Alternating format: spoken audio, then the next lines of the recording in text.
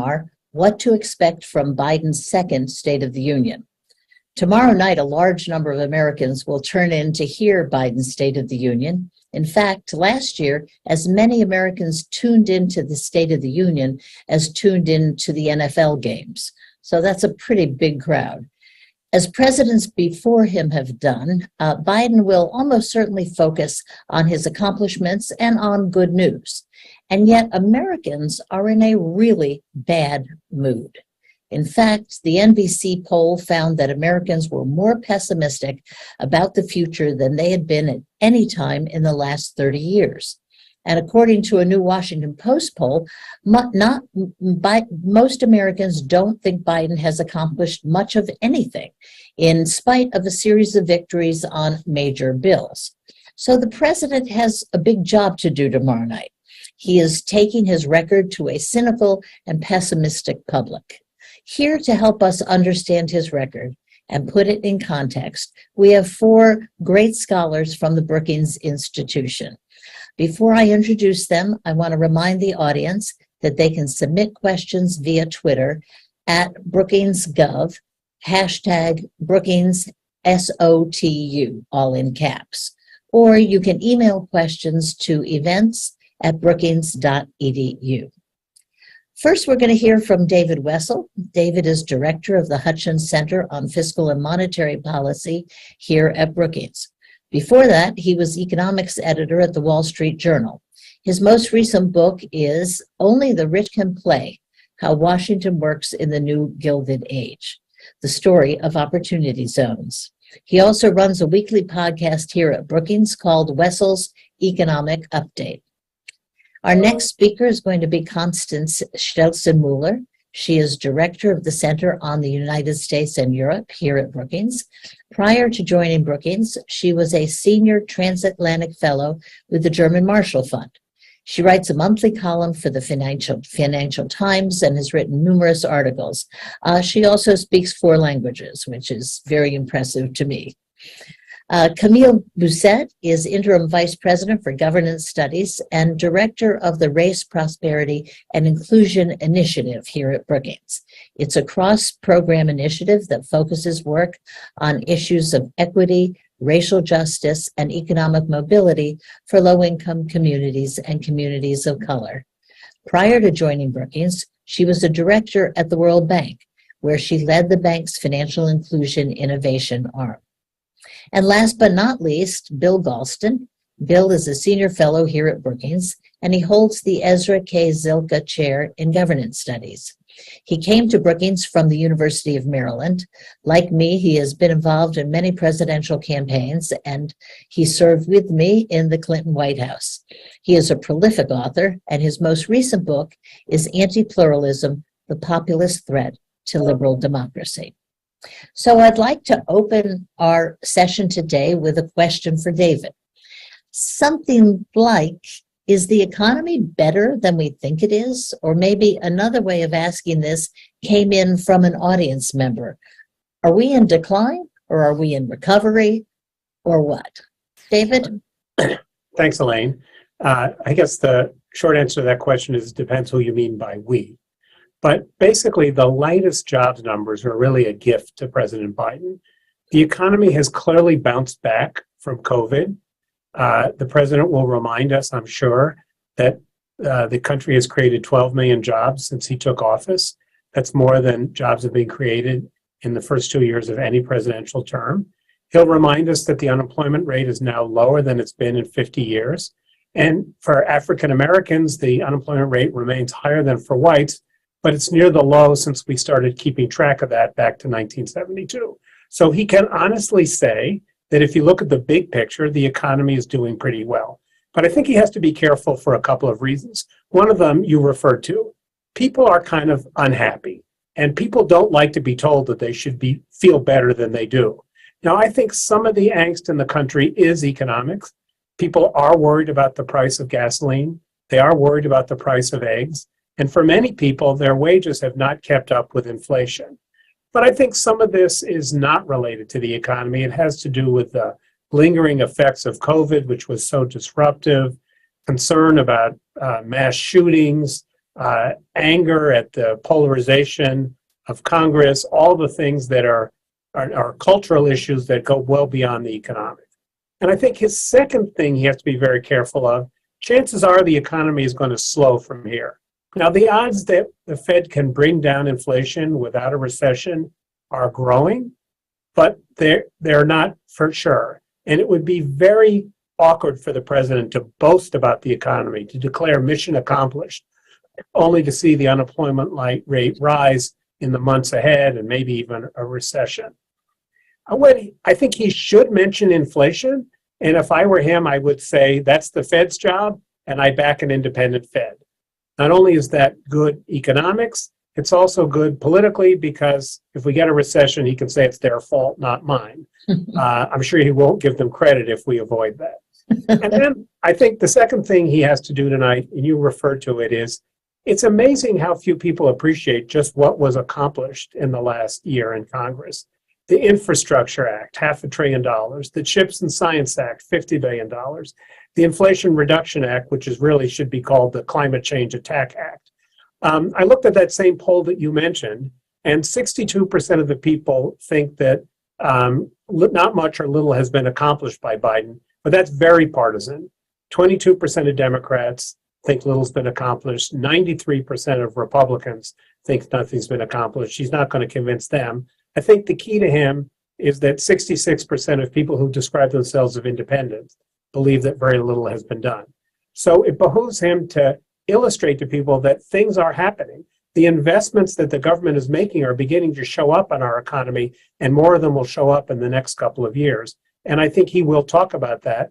I hope he'll talk less about billions of dollars and more about specifics.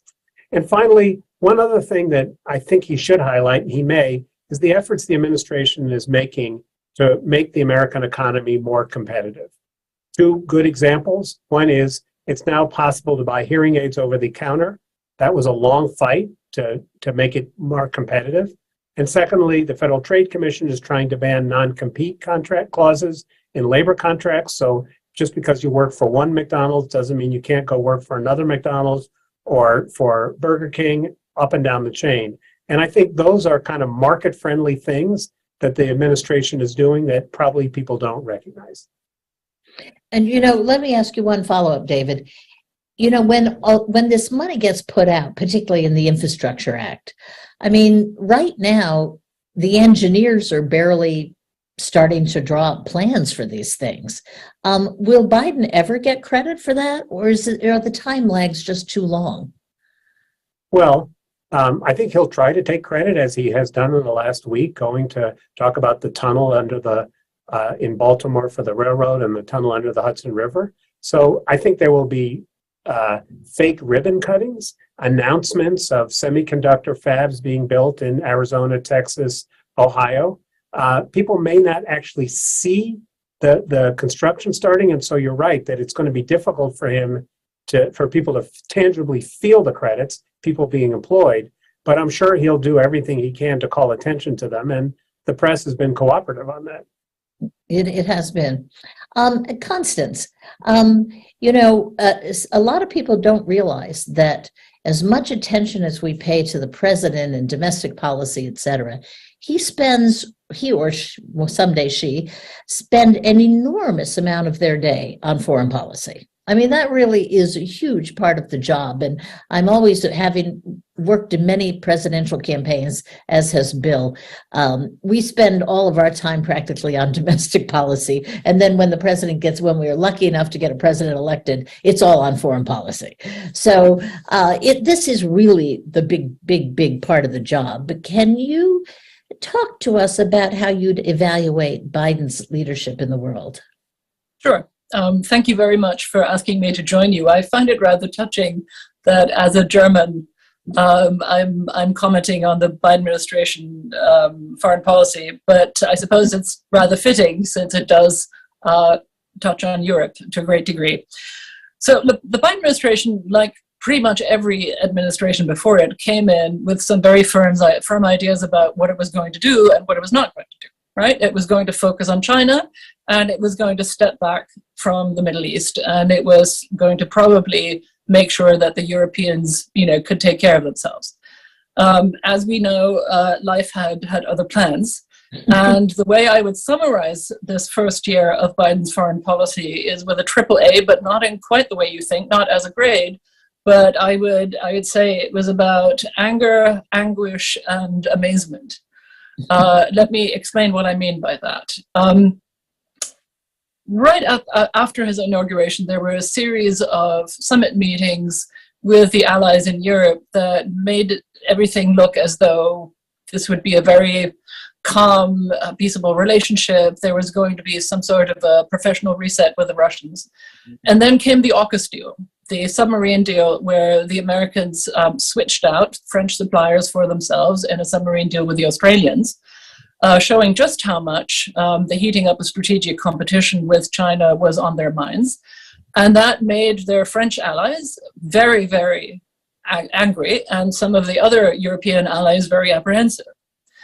Hot on the heels of that came the pullout from Afghanistan in August and September, which appeared to be botched in so many ways, in communication and leadership and coordination, and it caused real anguish, and I mean that, in a whole generation of civil servants, both in uniform and civilian, that had really spent much of their professional lives working on stabilizing South Asia.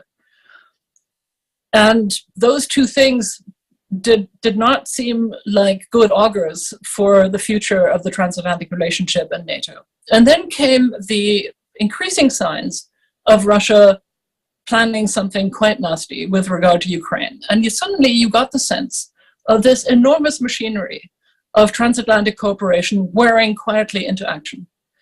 And as we know now, the Americans, the Biden administration, began with some very, just completely unprecedented sharing of intelligence to convince allies that this was serious, did a huge amount of preparation for joint sanctions in the case of an invasion, which requires, as I'm sure everybody knows, immense amounts of legal and regulatory preparatory work.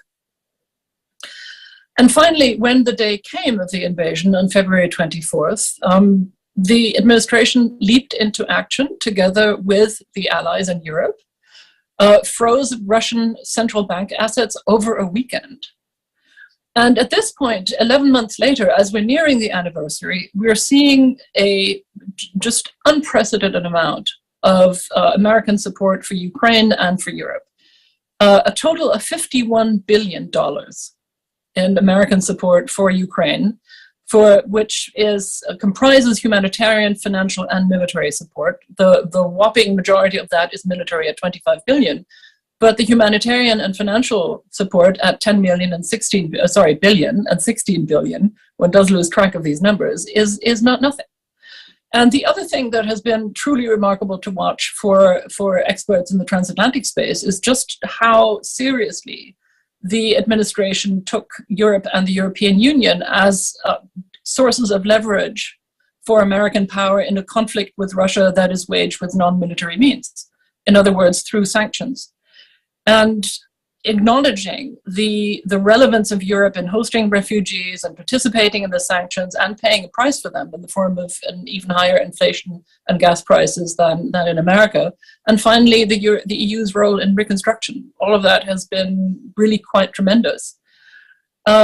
But at the same time, I think it's important to say that there are also elements of tension, and David and I have been talking about these. The already mentioned CHIPS Act, which, as David and I, or as David just said, ought to be, what did you call it, a climate attack act? That is definitely how it's been perceived in Europe. In fact, there are two government ministers from France and Germany in Washington today to say, you are quite aggressively wooing European companies to the American economic space. And what you're doing here is subsidies and protectionism. And this introduces an element of tension and competition in an alliance that has otherwise been functioning at unprecedented levels. And let me end with perhaps one point, which is that the appearance of this balloon over America, the Chinese so-called weather balloon, which of course it wasn't, a surveillance balloon, and its shoot down over the weekend, will bring the question of China back front and center to American foreign policy debates. I suspect there may be some rewriting of the State of the Union address going on at this point. But I think it tends to reinforce the quite hawkish take that this administration has on China and its aggressiveness, not just in the Southern Pacific, not just in the Pacific theater, but also in the Western space, in Europe, and indeed over American airspace. And I'll stop there. Great. Well, thank you so much. David, do you want to say something about the protectionism in the Biden economic policy? Because Constance just mentioned this. Sure. No, it's a very good point. I think it's both the CHIPS Act and the Inflation Reduction Act have provisions that are trying to favor U.S. producers or to provide incentives for foreign producers to come here. And that has caused some anxiety among our allies. Interestingly, South Korea is less upset about this because they have a free trade agreement with the United States. If the EU and the US had managed during the Obama administration to negotiate a free trade agreement, then this wouldn't be happening. But I think there will be some competition here. And there is certainly a protectionist mood in the world. And the Biden administration seems to be more inclined to be protectionist than to preach the globalization that was so common during the Clinton years. Absolutely. Having just returned from the Democratic National Committee meeting, which is chock filled with members from labor unions, I can tell you that Biden is very popular right now for many of these reasons. Camille, Biden has taken on a host of domestic policy initiatives, especially some real hot button ones like immigration. What do you think he'll talk about tonight? What will he brag about? And where is he still vulnerable? What minefields is he facing domestically? Well, thanks very much, Elaine, and thank you all for joining us for this conversation. I'm going to add to what David and Constanza have already said and just say, Biden is really enjoying, I think by historical standards, a really successful couple of years, and particularly in terms of passing groundbreaking legislation. The issue he faces is that, as you mentioned in your introduction, people are certainly just not aware of what has been passed. They're not aware of those accomplishments. And what they are hearing is they're hearing a lot about layoffs in the tech sector. Those numbers sound really big. And they are combating kind of a lingering, as David mentioned, kind of lingering hangover from the trauma of COVID and all the mental health issues that came with that. So it's just a very unsettled period. So I expect the president to really go into overdrive to discuss the number of jobs he's created, to talk a lot about those January numbers, 517,000 jobs created this January alone, and then talk about the 642 manufacturing jobs that created so far since he took office, to focus on the infrastructure bill and the projected 700,000 jobs per year that the administration thinks are going to be created there, and to really drill down a little bit into what those jobs look like, because I think it'll be important for people to visualize how all this job creation affects them. And so I think he's going to spend a lot of time in political currency on that. I also think he will spend some time on the investment in human capital that came through in the most recent omnibus bill that was passed in December. So there, I expect him to really focus on improved opportunities for retirement savings, increased support for military personnel, financial support for military personnel and for veterans, support for educational opportunities via increasing the maximum on Pell Grants, increased monies for childcare through block grants, investments in affordable housing. They were also part of that bill. And then to spend some time talking about the support for the environment, but really focusing less on the climate change element and a little bit more on the environmentally friendly, the tax credits and rebates for environmentally friendly consumer investment. So here we're talking about electric cars, solar panels, heat pumps, et cetera. I do think he's going to mention declining inflation. I think I don't think it's going to be a headline, but I do think he is going to mention it, and maybe he will follow David's wise advice to kind of punt that over to the Fed. There will also be a lot of discussion about chips in the Science Act, and I think it's, here we're talking about job creation again, but I think it may be repositioned in light of the weekend events with the balloon as more of a signature bill that decreases our dependence on China for manufacturing in strategic technology spaces. So I think he'll actually make a lot more of that maybe than he might have had this speech occurred, early last week. I also think he's going to talk a lot about immigration, but here he's going to be on the defensive in the following sense. So he's going to be saying, look, I've taken some important steps here to manage immigration before people come to the border. And so he's going to talk a little about they have to have financial support, and that there are more constraints on how many people come in and the conditions under which they come in. So I think he's going to try to get ahead of that, because I'm sure that Sarah Huckabee Sanders is going to spend a lot of time on immigration and immigration issues during her rebuttal. Finally, he will mention the George Floyd Policing Act, and I think we'll spend a fair amount of emotional time there. As you know, Tyree Nichols' family has been invited to the State of the Union address, so I do expect that there'll be some time on that. Where I think he should be spending some of his time as he moves forward. Remember, this is sort of showcasing not only what he's done over the last 2 years, but really getting ready to frame the run for 2024. So here, think he needs to spend more time on the care economy, more on, how are we going to really focus on childcare and elder care, the importance of decreasing child poverty, and what we found during the moment of increase in the child tax credit. He will, I think, spend some time on gun control, since that is a kind of becoming a everyday sort of national trauma. I think he's going to spend some time and he should spend some time on education, particularly talking about the kinds of investments that will allow the U.S. to be really the premier center of innovation in science and technology. So with that, I'm going to stop. One quick follow-up, Camille, on immigration. Does he face challenges and opposition from both the left and the right on where he's gone with immigration? He does. Obviously, the newest set of policies is not something that the progressive left is in favor of. There is a really the new policies really constrain and constrict immigration pretty severely. And I think, on the right, they're going to be talking about the problems that have beset the southern border up until now, and, alongside with photos and all that sort of thing. And so I think he's in a difficult no-win position, but he does need to articulate, we have done something. He's not going to get points for it, but he's at least has some answer to the Republicans saying it's totally chaotic down there and all these people are showing up and taking jobs away from Americans. Good.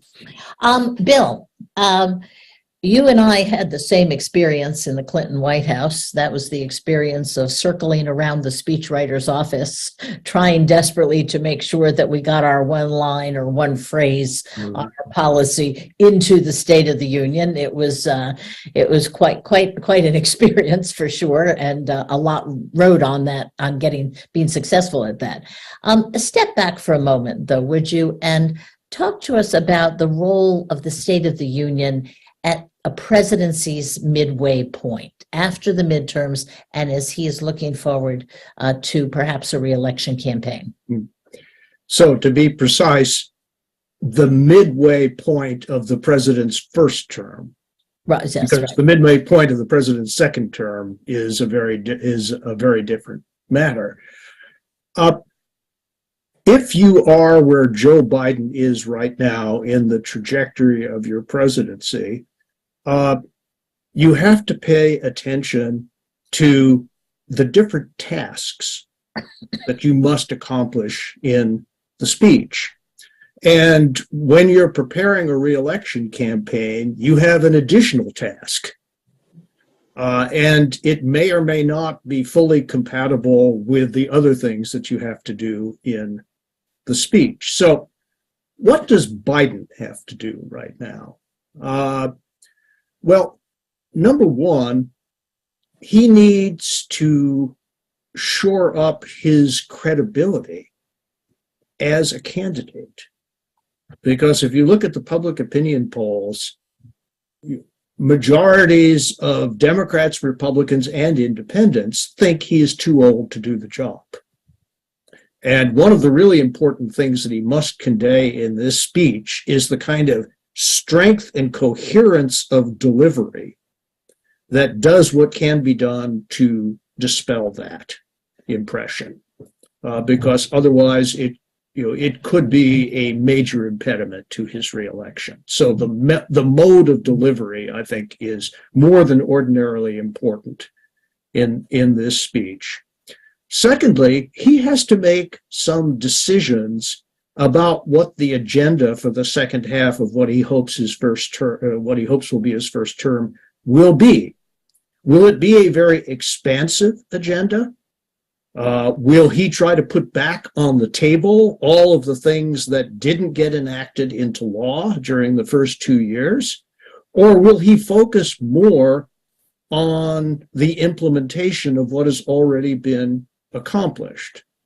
Now, one reason that that is very important was highlighted in a survey from the Pew Research Center that was released at noon today, documenting a dramatic increase of public concern about the budget deficit and the level of spending during the first 2 years of the Biden administration. Nationally, the share of the country is saying that that should be a top priority for the president. Getting the deficit under control rose by 15 percentage points from 42 to 57%. And interestingly, it also rose 15 percentage points among Democrats. So this is not just a Republican concern manifesting itself during a Democratic presidency. It is a rising national concern, and the president has to figure out how to situate himself within that framework.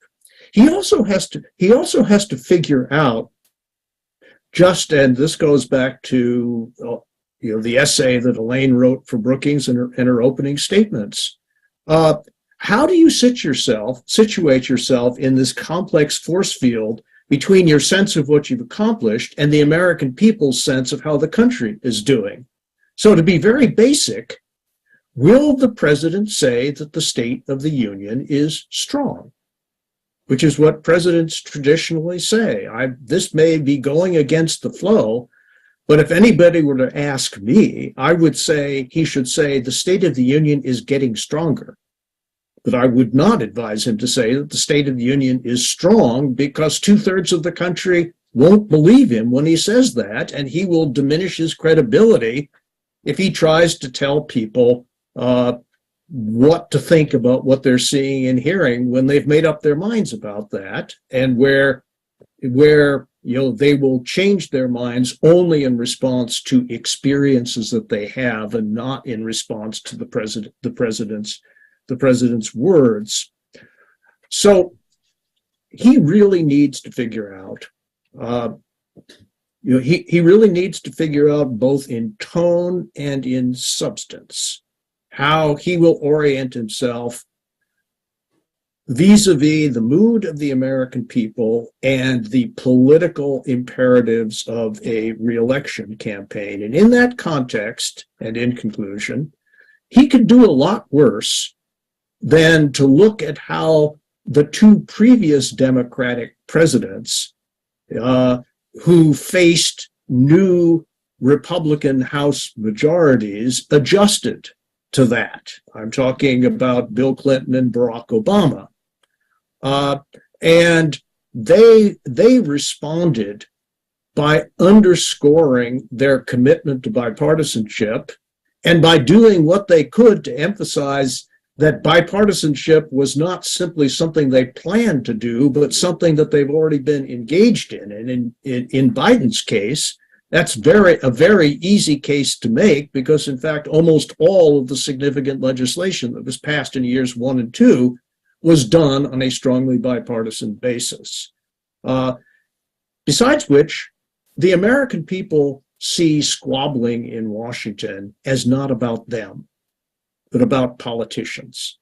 And they want to see their politicians working for them, talking about them, and not talking about each other. And I think President Biden has an opportunity to underscore that message tonight. Great. Thank you, Bill. I want to remind the audience that they can submit questions via Twitter at Brookings.gov, hashtag Brookings SOTU, all in caps, or they can email events@brookings.edu. Let me go ahead and do a couple other questions for our panel. And thank you for these opening remarks. Biden on Tuesday is going to come face to face with one of the toughest, most hostile Republican Congresses we've had in a long time. I think Bill and I, going back to the Clinton administration, probably thought that Newt Gingrich's Congress was pretty awful in 1994, and I think he looks like a cakewalk compared to some of these guys. So I want to ask each of you, what particular problems will he face dealing with the issues that are going to come before them? And David, let's start with you because I suspect you're going to have something to say about the debt ceiling. Yes, absolutely. So, I'm thinking that the president probably hopes that one of the Republican members breaks decorum and screams at him or something. It'll allow him to rise above the partisan tensions that are so evident. And given some of the individuals who have been elected to Congress, I say the odds are pretty good that somebody will do something. Obviously, the country needs to raise the debt ceiling. This is a point of contention between the Republicans and the White House. The president will undoubtedly say that he believes that the full faith and credit of the United States should be unquestioned, and he'll call for a clean increase in the debt ceiling. And he probably will say that once we do that, I want to talk about what our spending priorities are. Of course, that won't go over well with the Republicans, but it is, I think, the message he's trying to send. And I suspect, in response to what Bill observed in the new Pew survey, that he will say that the deficit rose under Donald Trump's presidency and fell under his, which is factually true, although a lot of that has to do with the fact that the COVID spending timed out and the economy has been strong. It's not really because of any particular policies that this president has pursued. And he will say that if you want to do something about the debt, and I do, then we need to make corporations and rich people pay their fair share. And there he has a strong point to make that the Treasury Secretary, Janet Yellen, negotiated a minimum corporate tax deal with our allies, and it's waiting for Congress to approve it. And he'll probably make a pitch for that again. And I suspect he'll talk about the billionaires, minimum tax for billionaires, which doesn't raise much money, but plays well with people who are worried about the distribution of income in the country. Great. Bill, a couple days ago, Biden and McCarthy met for their first discussion about these issues, particularly the debt ceiling. The readouts were a lot more optimistic than people thought they would be. And in fact, one member of our audience wants to know about these negotiations. Do you believe the readouts? Do you think there's some hope here for a negotiation, or will we get up into a crisis situation? Well, here I'm going to stretch an analogy. When Ronald Reagan and Tip O'Neill, who had fundamental differences of worldview and also of specific policy, got together, the fact that they were both Irish turned out to make a difference. I see where you're going. You see where I'm going. And, I have a hunch that Biden thinks that McCarthy is a decent guy. As a matter of fact, he said as much, who is trapped in a very difficult political situation. I don't know what Kevin McCarthy thinks about Joe Biden, but historically, he's been a hard man to dislike personally, whatever else you might think about him. And so it's not entirely surprising that the first meeting went well, or at least not as badly as people expected it to, and that the readouts from both leaders were positive in tone. The question is, what next? It is the debt ceiling that we're talking about, after all, first and foremost. And I'm reminded of a famous line from JFK, let us never negotiate out of fear, but let us never fear to negotiate. If I were advising on the president on this one, I would say paying our debts already incurred is an inviolable principle, and I will not break it. But if under the aegis of the budget for next year and the out years, there is a problem, and I think we all know that there is, I'm prepared to talk with Kevin McCarthy and the Republicans about that, but I'm not prepared to have this discussion in the abstract. I will put my budget on the table. I expect them to put their budget on the table, and then we will see where there is room for negotiation and compromise. I'm not going to negotiate this in public until there is some more definition to the actual, to the actual substance of the questions before us. We will not default on the national debt. I will not allow that to happen as President of the United States, but nor will I tell, my Republican colleagues or the country that I will not talk with them. That would not be consistent with my responsibility as President of the United States. That would be the tack I would advise. Elaine, can I just say, I think the problem that Kevin McCarthy has is it's not clear that his caucus can agree on what that budget proposal is. Yes. Are we going to, one set of people says we have to rein in entitlements, another set of people say we shouldn't touch Social Security and Medicare. If you don't touch Social Security and Medicare, and you don't want to cut the defense budget, and you're not willing to raise taxes, it's going to be pretty hard to get the Democrats to agree to anything. It would mean concentrating any cuts on that non-defense discretionary thing. So I think it will be a challenge for Kevin McCarthy. But I think one good thing, if there is anything good about the debt ceiling fight, is that we're having all these rhetorical battles today. Mm-hmm. The real crisis doesn't come till the summer, and usually this kind of rhetoric waits until the last minute. So I'm hoping they can get the shouting over with soon, so that then they can have a conversation, cut a deal on the budget of what may be spending caps or whatever it is, so that by the time we get to the debt ceiling crisis, they will have already agreed on something, and raising the debt ceiling won't be quite so contentious.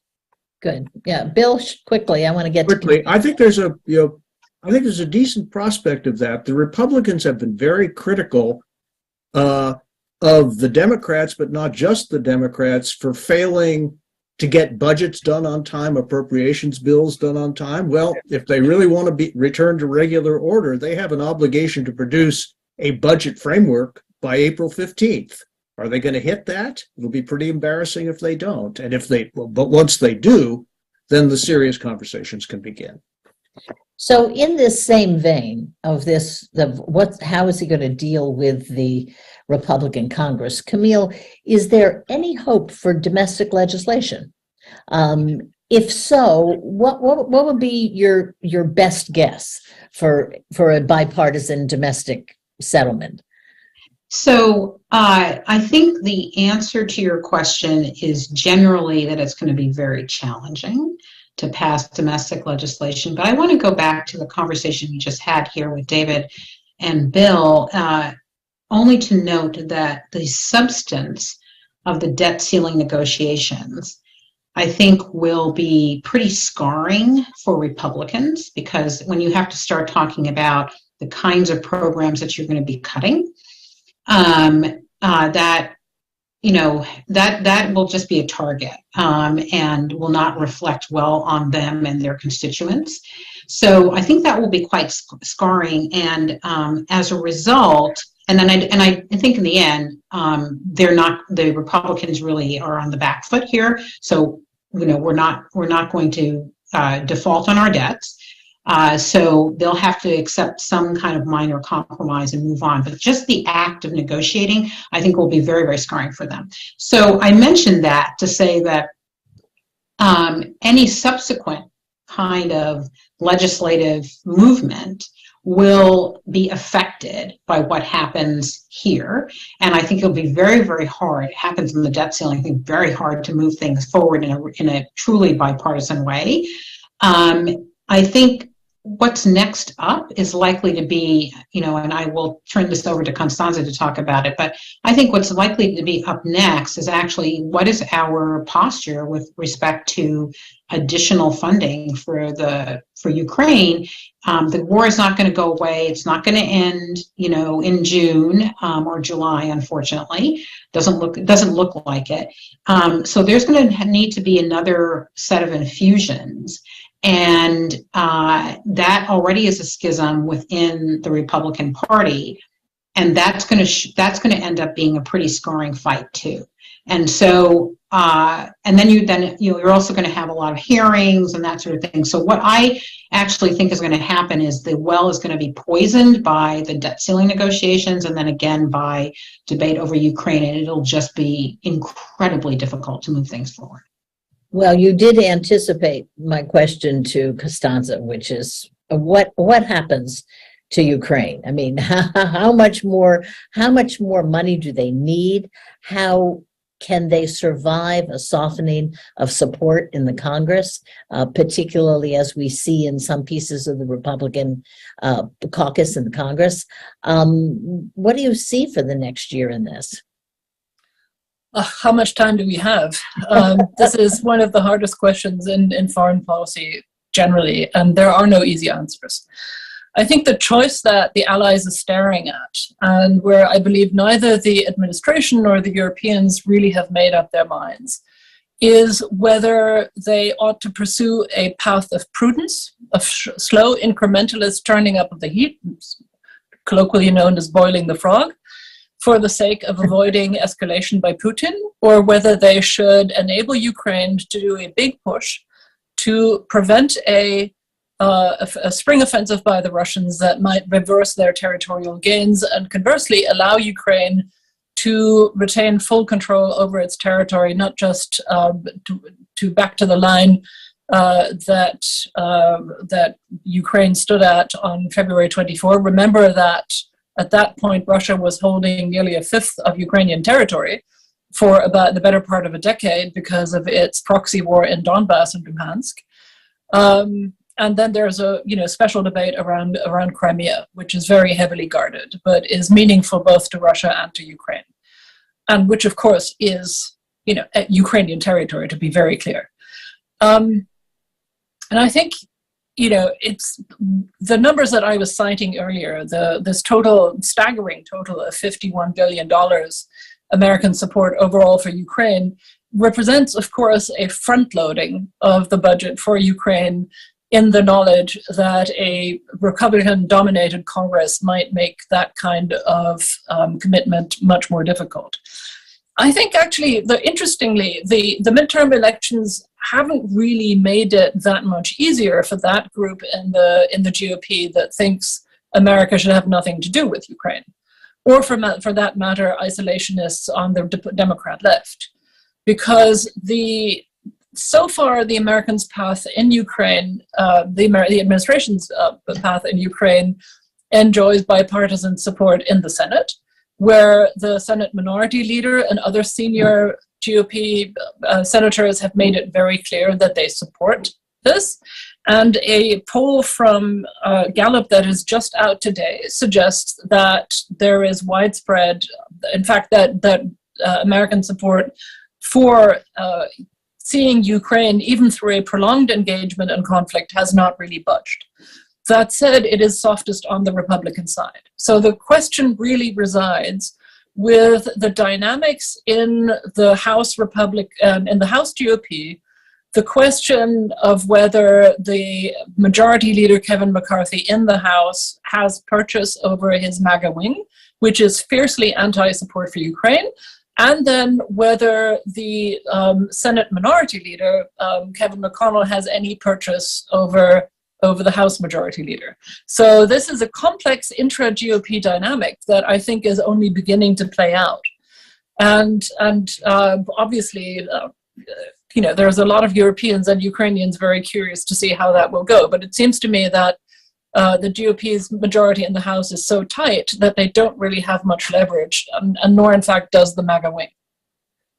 Good. I mean, that's interesting. I hadn't thought of the fact that a lot of this aid was front-loaded. That is interesting. Okay, thank you, everyone. I want to end with a series of questions about this and a couple other things that have come up. First of all, Biden is not the first president who's delivering a State of the Union while facing investigations into his own behavior. In this case, of course, the classified papers.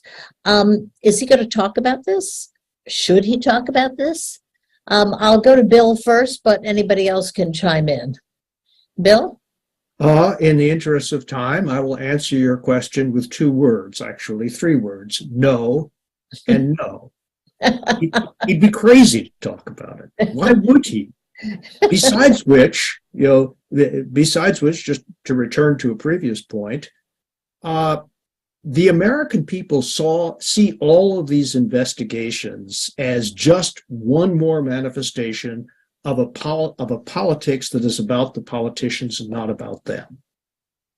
That's not what they want to hear about in the President's State of the Union, or frankly, any place else.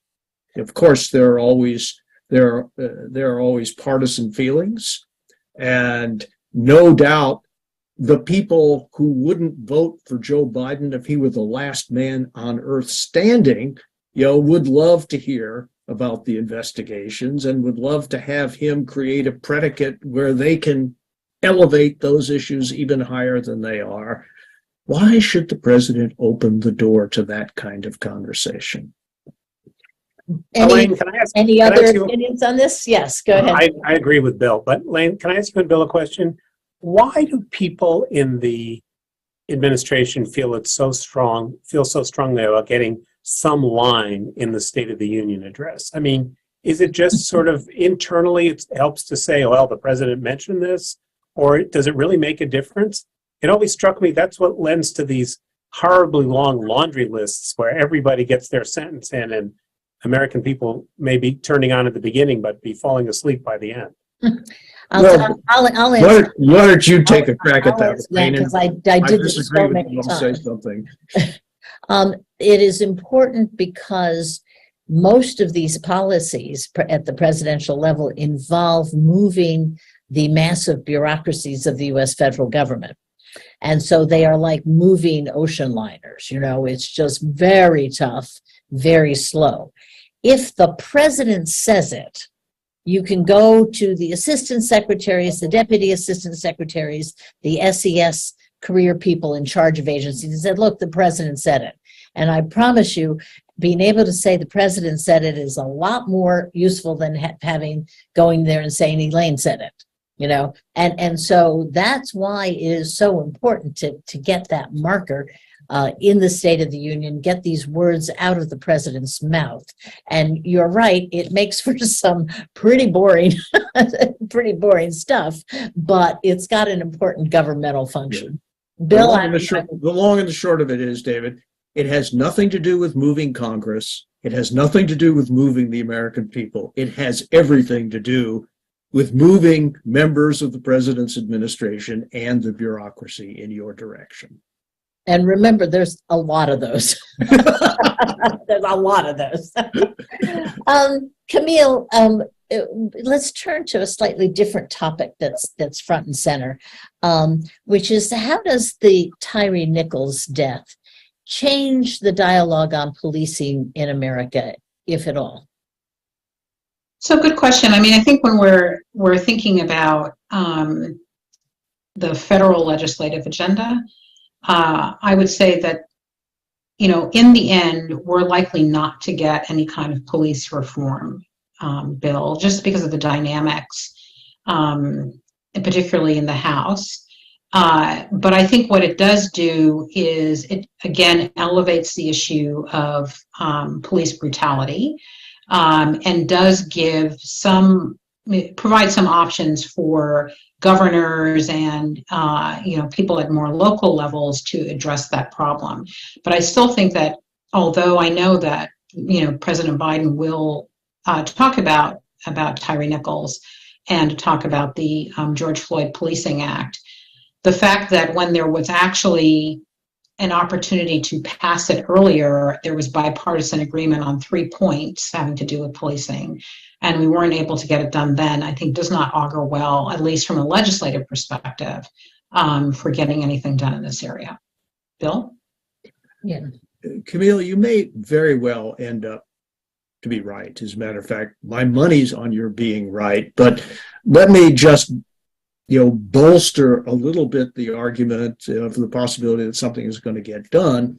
And that is that both Cory Booker and Tim Scott, the main negotiators on the Senate side, really don't want to take no for an answer. And Booker, I think just yesterday on one of the Sunday shows, indicated that he had been sobered up considerably by the failure of the first round of negotiations in 2021, sobered up but not giving up.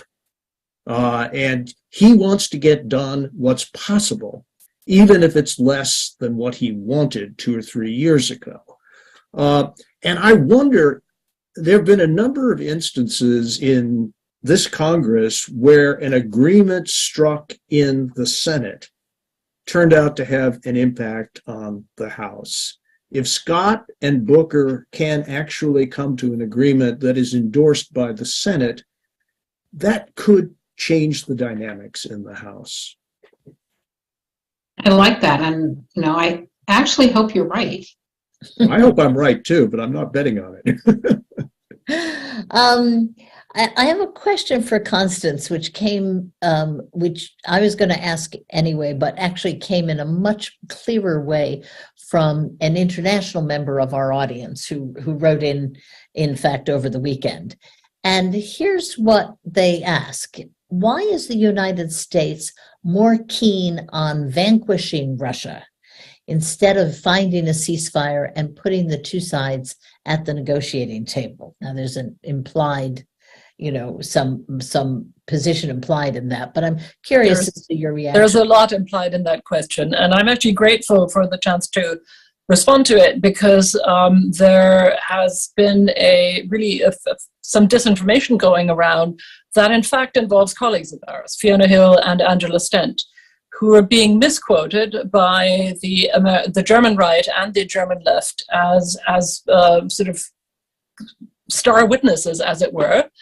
And this is literally misquoting selectively a foreign affairs piece that they wrote in the summer together, an essay, as star witnesses for America and NATO stopping negotiations to which both sides had been prepared. That's factually untrue, and it is not what they wrote.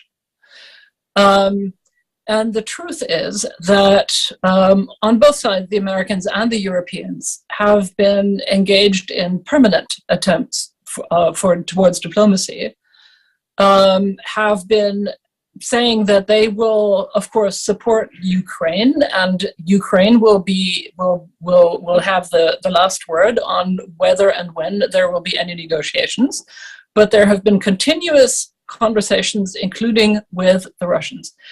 And the truth is that the Russians, after some, I think, entirely bad faith, signaling that they were ready for negotiations, and then committed one war crime after another, beginning with the massacres of Bucha and Irpin. And they are bombing Ukrainian infrastructure and civilian dwellings to this day.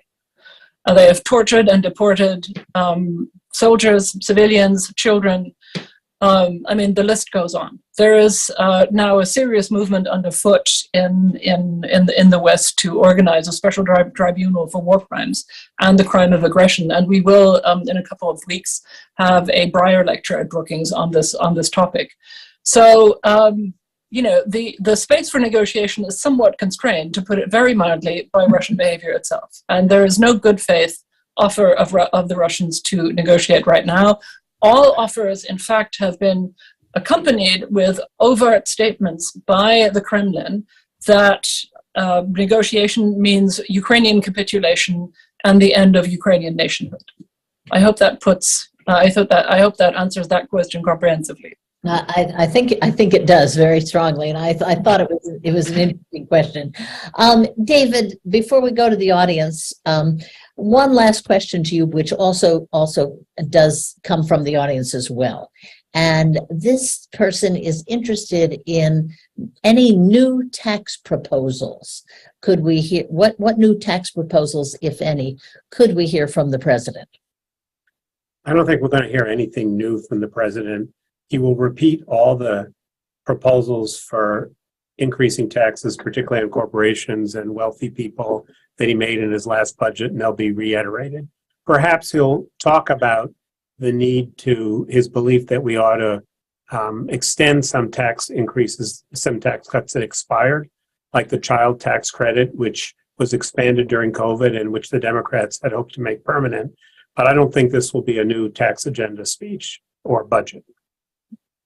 Okay, we've got some good questions from the audience. Let's take a couple of them. One of them from Joe at the San Francisco Chronicle asks, early reports are that POTUS will call for tougher regulations on Silicon Valley. What do you think Biden will do? Should he do this? And what's his general position going to be when it comes to tech? I don't know, Camille or David, if you would like to take that. Camille? Go ahead, David. She kept her mute on, so. I guess that's the signaling when you're on Zoom. Look, I think the president will not beat up on tech. What the president will say is it's important for us to regain our technological edge against China. And he will talk about the CHIPS Act and why we can't be so dependent on China and indeed on Taiwan for our chips. Secondly, he won't beat up on tech specifically, but he will promote the idea of competition. And he may, although I suspect he won't, talk about why it's important to make sure that companies don't dominate their markets the way Facebook and Amazon and Google do, which is the case that his antitrust people are making. But I defer to Bill a little bit, I don't think it's popular to beat up on the people who provide us with the services we use every day in a State of the Union speech. So he'll be pro-American primacy on semiconductors, pro-competition, but he's not going to bash Google, Microsoft, Apple, Facebook, or even Elon Musk. Bill? I don't know how he's going to frame it, but as of last night, there was a paragraph in the speech calling for fundamental reform of Section 230, of the act that is regarded as the charter, of the internet. And if he opens up that debate, it will not be a short one or a quiet one. Now, the fact that it was made public and appeared in a number of news accounts this morning suggests that there may be some people somewhere who would like to stir up a ruckus in time to get it out of the speech. This is a familiar tactic, but as of last night, it was in. Definitely a familiar tactic in Washington. Yep. Camille, there's a question that I think you should answer, and it's basically about dreamers.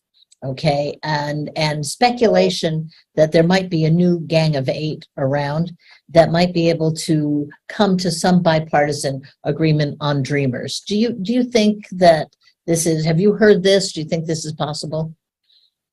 I think this is an area where there could be some some kind of traction. And the reason I say that is that it's actually to both parties' advantage to do something on Dreamers. As we know, it's important for the Democrats, particularly as we round the corner into 2024, to look as though they've done something on immigration beyond, the situation at the southern border. And I think this would be one way of showing that. It's also important to Republicans because they need to make a few more incursions in growing a Latino constituency, and I think they see this as an avenue. So I do, the negotiations could end in something rather superficial. I don't expect anything extensive, but this could be an area of compromise. Okay. Any other thoughts on this? Bill, I know you've worked on immigration. Do you see this as possible? Well, the image of Lucy and Charlie Brown in the famous football, does sort of flash through my mind at this point. There were multiple opportunities to get this done in 21 and 22, and you had leading Republicans like John Cornyn over in the Senate, who have long favored doing that and thought at one point that they could. This is one area where I really think that this new and even more radical House majority is going to dig in its heels. I wish I had some confidence that they were willing to do the decent thing by these young people who've never known any other home. But decency has been no bar in recent years, and I'm not sure that it will make a miraculous comeback. Okay, I have two more great questions from the audience before we close. One, we'll start with certainly Constance, and this is there what do you think? What is Biden considering in formulating his message on how to deal with China? That's the guts of it. Well, this is a really hard question, like all the ones we've had so far. There is, I think, a bipartisan apprehension about Chinese assertiveness, right? Mm-hmm. And I think in that he's supported not just by much of his own party and really large swaths of the GOP, who in fact think he's not being aggressive enough, but also by the labor unions. And so, hence the importance of the IRA and the CHIPS Act as elements of keeping China at bay, which at the same time introduce then the tension that we already mentioned with regard to the relationship with the Europeans. So I think that is literally, a multi, not just a rectangle, but more than that, a dodecahedron that he's going to have to square somehow. And I think that he will, but that is something where not just the Beijing, but the Europeans will be listening extremely carefully, and every word will be dissected. Again, as I said, the key strategic advisors in the NSC, I think, are of a more hawkish disposition. And I think what to look for will be, as it were, shades of hawkishness, right? I don't really see much of an outlook for sort of diffusing tensions, which in some ways I think should be a concern, because there are elements of a self-fulfilling prophecy about all this, of a sort of a Washington-Beijing sort of mutual escalation of words that can also, I think, lead to accidents and misunderstandings. I can see Bill and Camille wanting to come in, so I'll shut up. Camille, you first. I was just going to ask Constanze whether you think that relations with China are at a particularly delicate moment right now, that any anything beyond sort of established U.S. policy. So, for instance, respect for national sovereignty and, intellectual property, et cetera, would be ill-advised in this speech. So, I think the answer to that is yes, and it's the kind of thing that requires sort of really delicate statecraft across a very broad set of issue areas, which is what makes this so complicated, because, of course, on many of these, there are very entrenched single interests. And as we know, not just from these speeches and people trying to get lines in, the single interests sometimes just punch their way to the top, and then the what's rational or reasonable sort of lies by the wayside.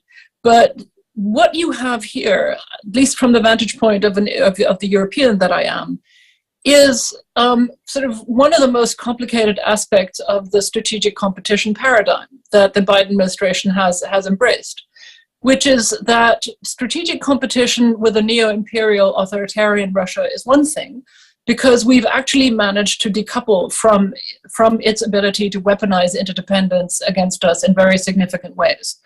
The Europeans and the Germans, in fact, have de facto decoupled from Russian energy imports, and that was actually the key vector of Russian influence.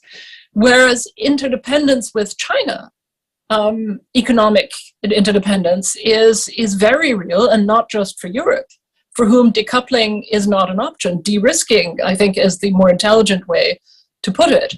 But the same thing is true for America as well. So the question for this administration and for the GOP is how to do that de-risking and how to do the mitigating of interdependence while recognizing that it is not something that, not a relationship that we can just unpick. I mean, people do like their iPhones, and guess where they're made? That's right. Well, Bill? At the same time, in East Asia and the Pacific, we are the status quo power. The Chinese must decide to what extent they want to disrupt the status quo. The President of the United States has said 4 times publicly that the United States is committed to the defense of Taiwan. I think we are. And I think all of our diplomacy, including the most recent, very important conversations between the United States and Japan, have been consistent with that commitment. All of the Biden administration's diplomacy, AUKUS, the Quad, the conversations, the conversations with India. The Indians are not unequivocally anti-Russian by any chance, but they are unequivocally anti-China. All of this is part of a large and pretty coherent strategy. And I agree that de-risking is more plausible, more feasible than decoupling. But as Europe has shown, if you really think that decoupling is essential, then you can accelerate the process. Nobody believed that Europe would be as nearly independent of Russian energy at this point, 11 months out from the invasion, as it is. And so I think, and history may falsify this, but I think we're at a big turning point. And I think the Biden administration is willing to press forward on this turning point, among other things, because the domestic politics of bringing as much production back to the United States or, within NAFTA, as possible is extremely positive. Okay, we have one. Oh, did you have a quick question, Constance? Make a final point. I mean, I do want to stress that the Europeans understand just how important this climate legislation package is for the Biden administration to do. That is just historic in its size and its relevance, and it's.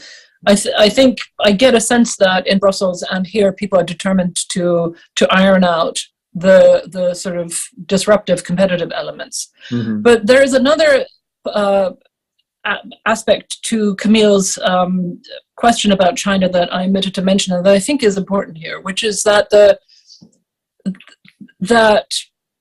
the other side of the coin of China's aggressiveness and assertiveness is a not small degree of internal incohesion and fragility, right? Which, like in Russia, may lead to, in fact, it's being more aggressive and assertive externally. But that, again, requires really exquisitely, carefully calibrated signaling. Arguably, deficiencies in Western signaling gave Putin the impression that we would just sit back when he invaded Ukraine, right? And so I think we need to consider our signaling and what we are willing to threaten and what we are willing to promise extremely carefully in this moment. Good. Okay, one final question came in from a journalist from MedPage Today. He notes that David mentioned both hearing aids and non-compete clauses. And so this is a question perhaps for David, perhaps for Camille. What other healthcare accomplishments or challenges do you expect Biden to talk to in the healthcare area tomorrow night? Well, I think he'll tell us what they did to reduce the price of insulin to people Yes. who are on Yes, Medicare. right. That's Yeah. a good talking point. He will promise to protect Medicare from Republican attacks. And he has to be careful on COVID. I think he'll need to say that he's already announced that we're going to end the emergency on May 11th. So he'll say it's not over yet, but we're accommodating it or whatever. I don't know what the wording, but he'll talk about that. If I were him, and he probably won't, I would nod to the efforts that the Trump administration made to get vaccines I was just thinking of rapidly deployed. Yeah. I think that would be a smart thing to do, give them credit for something while you beat them up for everything else they did.